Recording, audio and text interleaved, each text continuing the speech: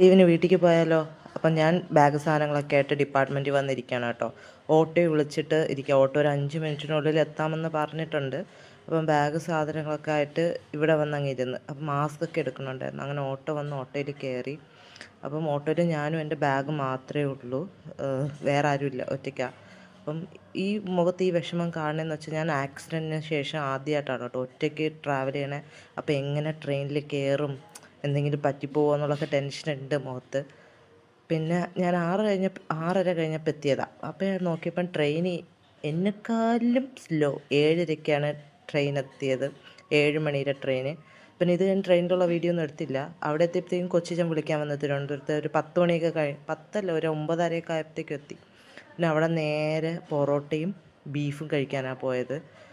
നല്ല മഴയുണ്ടായിരുന്നു. അപ്പോൾ ചൂട് ബീഫുമായിട്ട് അടിപൊളി കോംബോ ആണ്. നല്ല ടേസ്റ്റായിരുന്നു. കുറേ ദിവസത്തിന് ശേഷം കഴിക്കണമെന്ന് അറിഞ്ഞൂടാ. പിന്നെ നേരെ വീട്ടിൽ വന്ന് ദേഹമെല്ലാം കഴുകി നൈറ്റിയൊക്കെ എടുത്തിട്ടപ്പോഴാണ് ഒരു സമാധാനം, വീടെത്തി എന്നൊരു എന്താ പറയുക, ഒരു സാറ്റിസ്ഫാക്ഷനൊക്കെ തോന്നിയത്. അപ്പോൾ അത്രയേ ഉള്ളൂ ഗൈസ്.